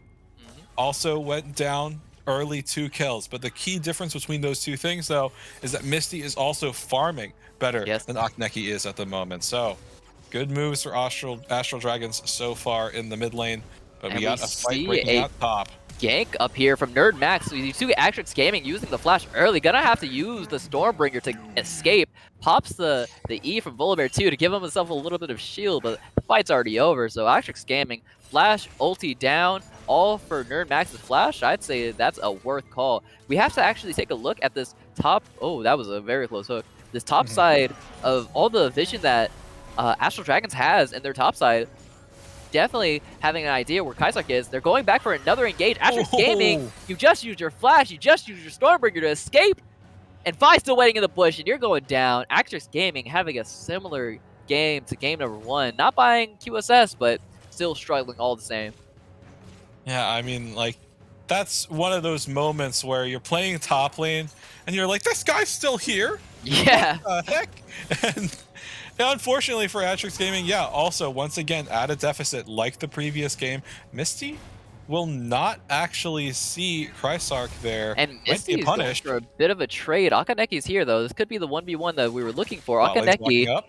we do see he has a little bit of help here. Horizon is here, ready to play, but here goes Misty, popping the ult, going for Akaneki, getting him down, getting him lower. The Ignite's ticking away. Can he land into the shield? He has the shield, but the shadow is still there. Misty looking like the superior ninja. He's got a little bit of age on you, Akali. Swagging it out a little bit too, saying, Sean Khan, you can't land these. You can't touch me, baby. And Misty is looking extremely clean. That's why they got the Prestige Zed skin on, because they're looking so clean with it. Yeah, cool guys, don't look at explosions. Misty snapped back to his shadow, and it's like, ah, oh, darn, I missed the kill. It's like, nah, I got this. Throws the shurikens. 3rd kill on Akneki now, and you can already see the response, right? Already has Seeker's Arm Guard in the inventory, getting that early armor in, trying to go towards having a Zanya's in the early game. Not the best item to have if you are Akali. Yeah. So Akali's going to be doing a lot less damage, and you know, Akaneki was a big factor of why they were winning, but now it looks like it's on Percy Love, Horizon really got to step up here and not just let, you know, Akaneki did so much for you in the last game. Can you really step up and show that you can carry Akaneki the way he needed you last game too? So hopefully the rest of Horizon can step up and really help them out here. But you know, Atrix Gaming is still struggling in this top side. Ikamazi is here, having to again blow the Stormbringer away into his turret. You're supposed to be diving turrets with this Volibear top lane, but you keep ulting your own turret. Atrix Gaming, I don't think it works that way. Yeah, but it does get the flash out from Ikamazi, so if Atrix can just play it cool a little bit, you know, be content to farm under your tower if you have to, because the CS difference this game is not as substantial as the previous one. Whoa! You see, if Medjai Card is getting really aggressive, having to pop the flash and the cleanse to get away, and Percy Love is laying on the damage, but it's an Ashe doing some damage, and here's Misty back in the mid, Ninja versus Ninja, flipping and dipping, and looks like Akaneki is actually going to get away this time. Another bot lane engage, Jellavon Gelatin getting a stun down, Sean Khan's going to get him slowed up, and Percy Love's laying on the damage second fast, but not enough, and the Solar Flare goes just a little bit, just gets a little bit of slow on him, it doesn't land the stun in the middle. Sun's not hitting just the right spot where it needs to. Still a bit of shade out here, and Percy Love and Sean Khan still looking for more engages, lands another hook, gonna get some more damage. Percy Love, can you line up the damage? Got the Ignite ticket, got Jellavon Gelatin going down. Medjai Carnage does pop the ult, he tries to get some more damage, but here's Percy Love with the Enchanted Crystal Arrow and then flashes away because they know Misty is on their way, and that's enough to dissuade them. Akaneki does use the teleport to save his bot lane, and we do see a bot lane getting a bit of more advantage. Percy Love goes ahead and picks up some kills by some very nice setup by Sean Khan, going for some nice hooks here, but you know, we are seeing some Rift Herald take in the top side. Yeah, it looks like it's going to be a lot of top lane focus for the side of Astral Dragons. Their bot lane's continuing to struggle, although you do see Magi Carnage has completed a first item. It's not a mythic, it is the Manamune, so potentially going towards that, newer build has a little bit more AP in it for the Kaisa. But in addition to that, the bot lane for Horizon looking so much stronger than they had previously. Getting a third kill onto Percy Love. Is there pings there in the top lane river? I don't think there's much happening though. And yeah, third kill onto the Ashir does spell very good things. When Jello Von Gelatin had landed her solar, or if she had landed her solar flare onto the Ash, that would have been an opportunity for them to re-engage, but instead, really bad spot to be in. Oh, we're seeing a bit of a trade. Jugglers and top laners are fighting over this Rip Terror. We got Season Assist, we got Stormbreaker coming out, and Ikamazi is under the turret, getting taken down. Asterix Gaming finally getting some advantage, flashing forward, but does Jax have the Counter-Strike available? Can he win the 1v1? He does! The Nerd Max takes down the big Prestige Bear. Guess Conqueror Jax has got the better Prestige skin after all. Yeah, it's where you just type into all chat Prestige Gap. Prestige Gap. But like that being said, Nerd Max, the Counter-Strike came up just in time, made sure that Atrix Gaming could not land that final chomp, the final swipe of the claws, even to get the kill. But actually, we see Gelatin trying to get onto Sean Khan, actually going far forward, flashing in, locking down Percy Love. Is this a shutdown that you need, Magi Carnage? It is! You are under the turret. Here's Misty, Ninja-ing around, doing flips, dips, whips, and shuriken flips. Here comes Akaneki to do the same, but he has the Vault Breaker, and Misty's just gonna flash out, but Akaneki follows them, flipping and dipping all over the goddamn place. And Kaisar here is here to chase down Ikamaki, but Ikamaki is just gonna Vault Breaker away, Q out of here. I gotta get out of here. I just saw that guy go down. I'm not gonna go down too, and Akaneki picks up a huge shutdown on Misty after a critical misplay for the side of Horizon. Yeah, what ended up, even Astral Dragons, both sides misplayed there. Well, what ended up happening, right, was that Misty was initially going down to roam, but then popped the blast cone back. Unfortunately for that, though, Jello Von Gelatin found her opportunity to engage onto Percy and Sean Can, found it. Magi Carnage had to use Killer Instinct under the tower to lock up the kill, but the punish was already in play at that point. Akaneki had come down. Ikamazi did a really cool move, right? Using the Vault Breaker to stun the Akali out. But unfortunately, Akaneki was able to follow Misty, finalize the kill, get the shutdown in the inventory for it. So, look at the top lane once again. I'm sorry, but the top lane. It's just top lane.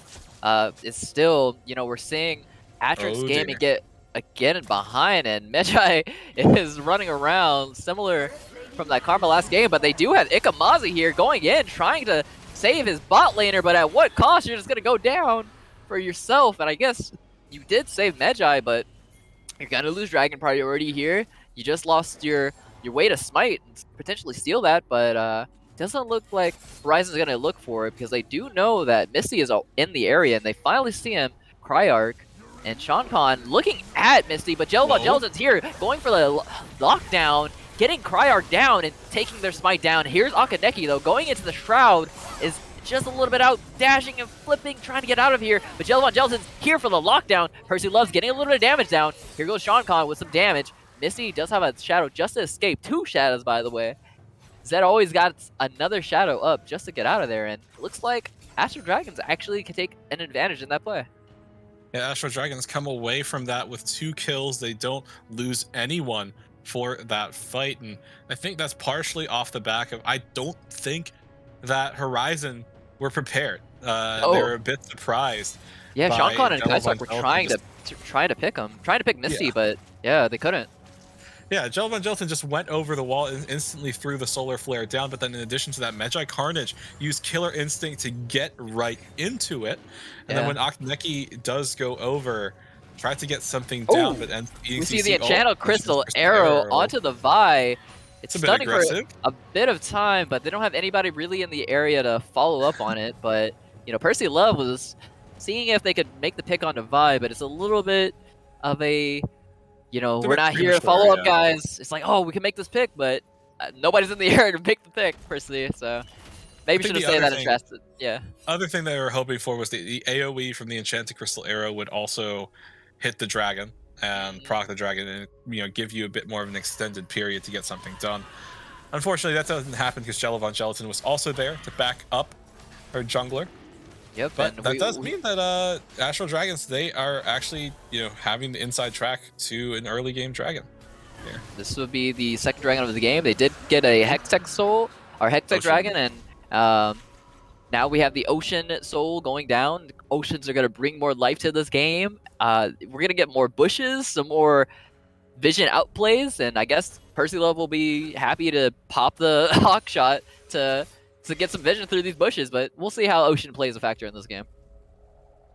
Yeah, I mean, as far as bot lane is concerned, like so much of the action in the past couple of minutes has been directed towards this bottom lane, kill after kill, and now also the dragon take. But to redirect our focus back towards the top lane, you can see here that Nerd Max once again has his mythic well before his laning opponent, Atrix Gaming. Atrix not nearly in the same hole Yes. he was previously. Oh, fight here in the mid Is lane. going for a tier. Akaneki is here alone. Ikamaki does have the cease and desist. They're popping ours. They're taking him down. Akaneki gets a return kill here onto Ikamazi, going too far underneath the turret. So Akaneki does come out with something, but there's those two ultimates, and they're targeting the one they need to target. Taking Akaneki down, not letting this carry get out of control. It does finally finish off the Zonias off that kill, but yeah, still a deficit for Akaneki. He's getting taken down a lot here in this game. Yeah, but I do think it's important to point out that Ikamazi has been paying a lot for going for all these dive plays, right? 1, 4, and 4, and also that's the consequence of going for a damage-heavy lethality build as well. You can see that completed Eclipse in the inventory, and yes, you are able to kill Akaneki, but no, you're not doing everything you need to. Misty getting hooked here, getting locked down, gets ignited. Percy Love's getting locking them down, but Misty does have the flash, has to flash away themselves, but the W from Medjai Carnage does land. Killer Instinct in there, and Medjai Carnage picks it up. Jellavon Gelatin getting some more CC down. Medjai Carnage, can they get some more damage out? Trundle does use the chomp to nerf a little of the damage. We do have a fight here on the top side, though. Atrix Gaming bringing the Stormbringer down, letting the Storm unleash. Kaisark is popping off as well, picking up a lot of these kills, and Kaisark is going to run down Medjai Carnage, and Nerd Max is not able to help him out. Astral Dragons are losing out really, really big right now, and all of them are just running down. Astral Dragons, what are you guys doing? You're throwing the game away. Akaneki is on the other side. Ikamazi just ball breakers right into him, and here comes Akaneki, picks up another kill, and now they're really giving this game back over to Horizon. Yeah, it's just massively miscoordinated fight from the entire team of Astro Dragons, right? Misty had to fully disengage. He wasn't completely taken out, but he had burned a lot, burned the flash, had to use the shadow, and then by the time that Medjai Carnage and Jellavon Gelatin find their way in, yes, they are able to get the kill onto Percy Love, but they end up paying for it severely. Akaneki was there to zone away Misty and Ikamazi and killed Misty, getting a shutdown, but then they were also caught between a rock and a hard place after Kaisark just starts getting going and smacking down on them with that Ice Club. Yeah. So he just got completely aced there, and now it looks like that Horizon are on the cusp of taking the gold lead for themselves. Yeah, we should mention that on the side of Astral Dragons, they have no teleports. So that is how a lot of Horizon are getting into these plays. Akaneki is teleporting right behind them, getting the flank in, and Atrix Gaming does have the teleport as well. So, these TP flanks, no teleports, again, on the side of Astral Dragons. So lots of TP flanks, lots of little cheeky wards they can set up and look for visions, but, a bunch of ignites just going down. So hopefully they're getting the right target and igniting that one target and trying to take them down. And, yeah, Horizon's getting that advantage, and we're going to have to see if they can come back in this game. Yeah, and to touch on something that you mentioned earlier, right, the physical damage nature of the entire composition that Astral Dragons drafted for themselves. Look at the boot selections on the side of Horizon. That's a lot of steel. Weighted steel caps on every single member except for Percy Love. We're seeing some top lane shenanigans go down. Is this the power of all that armor, baby? Look at all that plated steel caps armor. Is that Wakandan armor or what? We got Akaneki versus Misty in the bot lane. The 1v1 Shadow Dash flipping Oh! tip, and Misty goes ahead and wins out in the bot side, but Axis Gaming does get to take down the top laner, but goes down himself to Magi Carnage. So looking like Astral Dragon still is not to be toyed with. Even if you got all this steel, they got some steel cutters, and they're coming in, and they're burning you down. Yeah, there were a lot of shutdowns that ended up going the way of, right, strictly speaking, Sean both Khan teams. is going in here, trying to defend the turret. Is gonna actually work out here. Jellovon Gelatin does get the ignite popped on him, but not much else is gonna come from this, unless Percy Love decides to shoot this arrow. But Doesn't have the mana much. for it. Doesn't have the mana Unfortunately. to go ahead and make the play happen. Yeah, so I think that Sean Khan, I'm not really sure which one it's supposed to be, but yeah, thought that, oh, look, I land the hook, I land the flay, I throw the box down, and now Ash can throw out Enchanted Crystal Arrow, and we can punish under the turret. Unfortunately, Percy Love's arrow wasn't prepped because there's no mana, and kind of ended up just wasting all of those abilities. Oh, wait. Misty's here waiting in the bush. They don't know. We did see Akneki lose that 1v1 to Misty earlier on. And now they're just trying to seize up this Ocean Dragon. We have Sean Khan going in, taking it in, and they're getting Chrysark into the thing, but now we have Misty back here in the back, but Akaneki's just buying time, and we see Ikamazi going back into the drag pit. We have a big old bunch of AoE abilities coming down. Magi Carnage finds the Killer Instinct into the back of the fight. I believe Misty is still alive, doing a bunch of damage, but Percy Love not sure where to aim their target at, finally hitting Misty, and Misty just flashes away, gets out of there, and Astral Dragons is winning this fight. Yeah. And a triple kill for Magi Carnage. But Akaneki trying to get the last hit onto Misty and does get it. Takes down the Shadow, the Living Shadow, but gives over a quadra kill to Magi Carnage. Is going the AP build, and Magi Carnage is looking really, really healthy in this game. Yeah, I mean, off of that fight, you take a look at the gold. Magi Carnage now has 1.7k gold in the inventory. And we were talking about how Magi Carnage and Jellovon Gelatin were at a deficit in the early game, but that's definitely not the case now, as in terms of total gold, this Kaisa is almost 3k ahead of her opponent.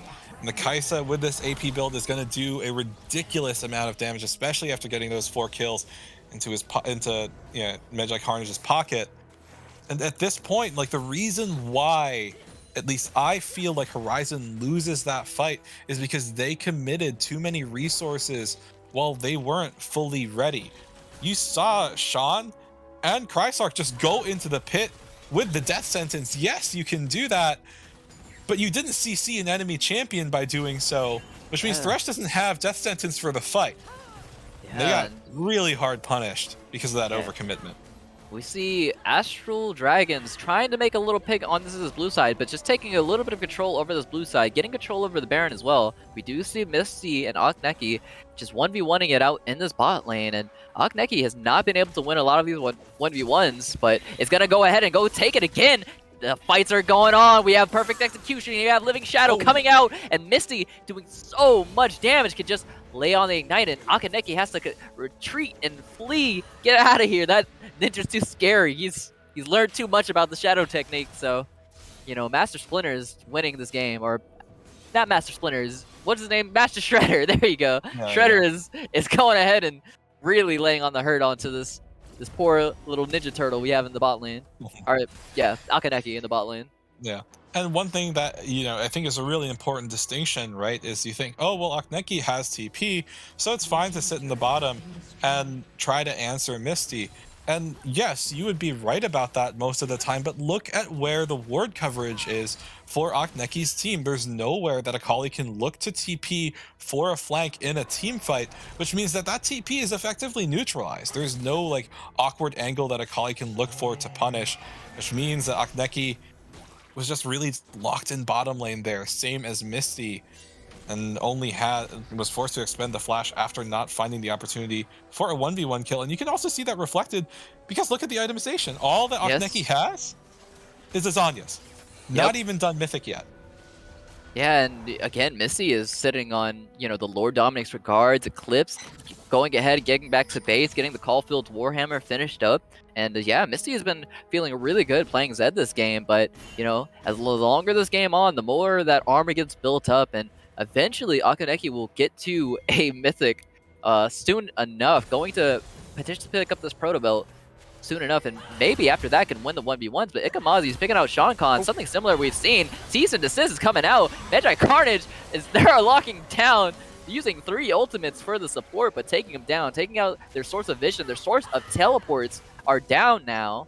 And now we see Misty down here in the bot lane, and that's not an Akali. I don't gotta worry about no flip or dips. I'm just gonna shuriken, flip, dip, and whip and kill out this Volibear in the bot side. So yeah, Misty is happy, and again, Astral Dragons are really happy with getting these picks and gonna push an advantage even off of these picks. Yeah, I mean, Astral Dragons looking fairly clean in this game here. It's not as back and forth as the previous game was. They have a solid 7k gold lead. They're going on to this Baron. Atrix still down for another 15 seconds before he's back on the map. And once again, 0 ward coverage from Horizon. So even if they knew, and even if they had wards, or even if they like had an idea, they have no way of getting in there. It's an easy Baron take for Astral Dragons, and the next Ocean Drake, which would be Soul Point for Astral, is coming up within the next 30 seconds. Yeah, we know how much those dragons love their dragons. They gotta do it for the team. They're taking them down. They have the Baron buff here, and they're gonna be able to push it. We do see Kaisa with the Gnasher Tooth and the Crown of the Shattered Queen, so these W's are gonna be hurting a whole bunch if they can land, but still some magic damage on the side of Astral Dragons to balance out their composition just a little bit. We'll see if Horizon's going to look to try to fight this dragon or just concede it, try to get these farm up, try to finally finish this mythic for Akaneki. I believe that's what they're going back to base for right now to finish up that proto belt. And yeah, it looks like they're just going to concede this dragon and try to farm out the game and try to survive this Baron push that's going to be coming in soon from the side of Astral Dragons. Yeah, and now Horizon find themselves in a very, very precarious spot, right? You know, the Volibear, offensively speaking, not going to have a whole ton of capabilities waiting on the Fimbulwinter to be completed. Currently, it's still sitting in that Winter's Approach state. Oh, whoa! Whoa, Magi Carnage takes it too! And Percy Love is forced to flash, but yeah, that's the power of AP Kaisa right there. If W start landing, they're going to chunk out you a whole bunch. It's like getting hit with a Zoe Q. Ridiculous. Yeah, and that, like, in addition to that, right, the cooldown is reduced by 77% when she hits a champion with it, so it's just going to be up really, really quickly. She's just standing there menacingly. It's like the OG Nidalee spear, right? You just throw it out and you nuke somebody. What other comparisons can we make? It's like original Dr. Mundo's Q, yeah. The original Dr. Mundo's Q. Like I believe it was season 4. That thing had a massive hitbox and was able to chunk you out super, super hard. Man, but they just have to keep tanking them. Yeah, Kaisark is just... Magic Carnage is just going to throw those out now. It doesn't even need to auto-attack but they're going to go for the engage. They're going to go for the Channel Crystal Arrow. They were looking at Magic Carnage, but they're going to get Jillivan Gelatin. Sean Khan does not land the hook. They do cleanse it early anyway, but Jillivan Gelatin doesn't even go down, and we have a big team fight here. Misty's going in for the old Ikamazi's, locking down. Kaisark is down and dead and dusted, and now Akaneki is fighting 1v1 against Misty. Misty, what was that? Misty's popping off with the Zed, making sure they can win this game, and that's all of Horizon going down, and this is looking like it's going to be the game win for Astral Dragons. Yeah, I mean, game and it would also be the series, but it looks like Astral Dragons are splitting their focus a bit. They want to take literally everything in the base. They took the mid lane inhib. You can see that Magi Carnage went towards the top, but the rest of the team's like, nope, hit the Nexus. We do not want to keep playing this out. You gotta tell your dark matter. Yep, that's GG, and yeah, gotta shout out your dark matter opponents, and you know, we do see who's the victor of this dark matter rivalry. It's going to be Astral Dragons with a game 1 win into a game 2 win, and you know, the swap of Pool to Misty in the mid lane was exactly what they needed, because their mid lane looked really dominant, and they closed out that game a lot faster than they did the first game. Yeah, it was a much cleaner victory this time around for Astral Dragons. Very much off of Misty putting Akaneki in the dirt early on. And yeah, that's exactly what they needed to execute on. Things looked a little bit hairy on the side of Astro Dragons early on for their bottom lane because Percy Love and Sean Can were able to find strong early game advantages for themselves. Unfortunately, however, after Carnage was able to get that quadra kill, completely scaled up, right? You had like Yeah. the completed Muramana, you got the Crown of the Shadowed Queen, and like we saw towards the end of the game, just started throwing out Void Seeker after Void Seeker, getting very, very aggressive. That being, and so at the end of the day, Astro Dragons, they are the ones who win all the marbles in the Dark Matter matchup here. But yeah, that was much better showing from them to improve on the mistakes that they had from game one. Yeah, and I really like the way Astro Dragons cleaned up that last game with lots of different picks and the composition of just going forward, and they did have to close that game out before. I mean, even if they build armor, Magi Carnage was online, and those W's were really starting to hurt. So good composition, good drafts from the side of the Astro Dragons, winning out these games. So Astro Dragons goes 2-0, and they are the Dark Matter victors here. And I'll guess Team Horizon will have to take a look and see what they can do better in the next couple of games, and figure out what's going on with this Volibear pick. But we saw a great show out for Akaneki in the mid lane from the Victor, but got shut down on the Akali. Was very much looked at after that game. But Percy Love and Sean Khan, they were trying their best in that bot lane, but wasn't enough, unfortunately. I do want to mention also Kaisark. Kaisark was proving to be quite effective, but got too far behind in the game, and unfortunately they just had to go and lose. But that will be it for us with this series. We do see Astro Dragon going 2-0, and yeah, that will be all up for us. Unless either my production or my co-caster True Tabaga has anything to say. But yeah, that'll be it for me, Proxio, at the desk. But yeah, we guys, the floor is yours. Well, I mean, I think the last thing I'll say is like Horizon. Overall, I'd say they improved on a lot of the positions they looked weaker in from the first game. But my closing remark otherwise would just be thank you all for tuning in for our late night stream here on Style Esports, and also thank you to Rare Adam for holding it down on production. I believe he's done it every single day this week, so shout out to him. Yeah, blessed be to Rare Adam. Yeah. But yeah, that would be it from me. Yeah, thanks guys for checking out the stream and seeing this nice 2-0. It's nice to see some league gameplay. I appreciate you guys all, and yeah, that'll be it for me, Proxio, True Tabaga, and we'll be back tomorrow for another game on the weekend. So yeah, good luck in your next series, and that's it for us here at Style Esports. Appreciate you guys. Keep on watching.